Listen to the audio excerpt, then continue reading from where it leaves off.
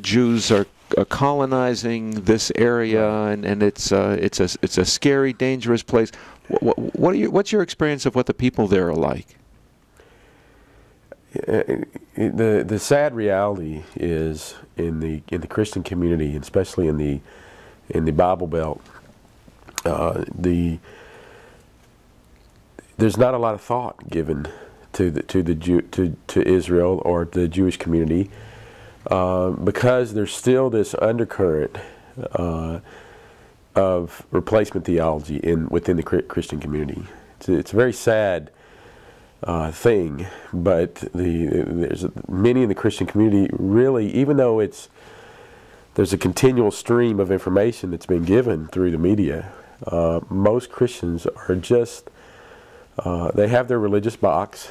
They go to their Sunday meeting, or whatever meeting they go to, and then they come home and then they do whatever they do, and that's it. And in Israel, as long as the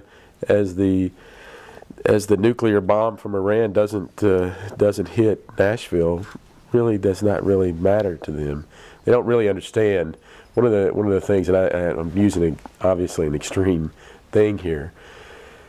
Christianity doesn't really understand the connection to God that the Jewish people have, the reality of scriptures that are actually made real to us because the Jewish people exist.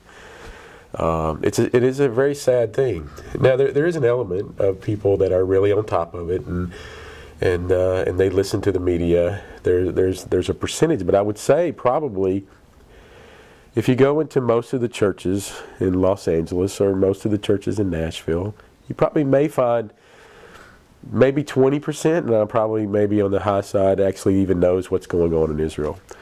And those are people that just listen to a lot of talk radio, or they keep their TV on CNN and actually pay attention.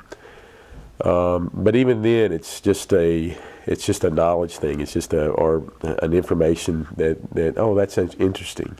It's not something that they're paying attention to because they have something invested in it, or something, or they're going to, something's going to happen that's going to affect them.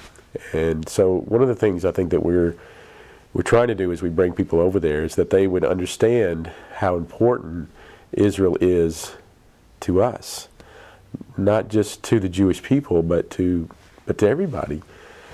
And when they do come to the land, we from a Christian perspective, we open the Bible up and we see that this was something that was foretold by Moses, this restoration, that they would leave and that they would come back, and by all the prophets, this is what they talked about.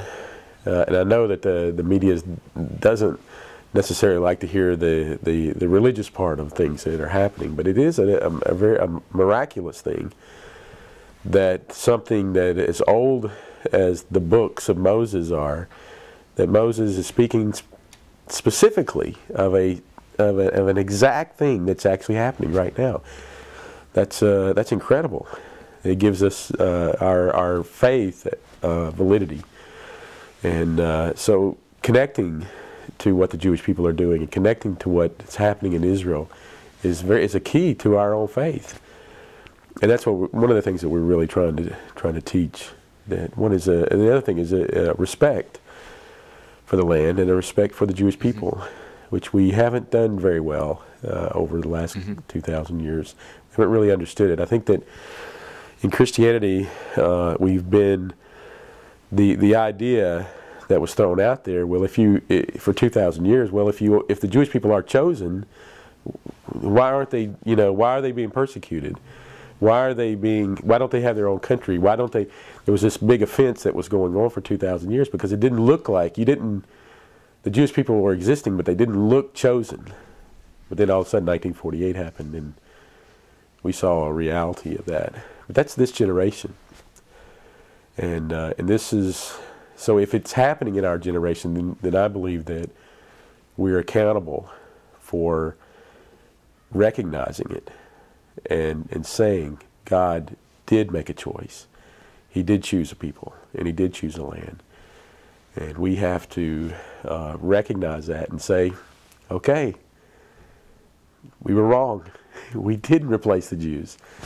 It wasn't something that was in God's plan. This was God's plan for the whole time.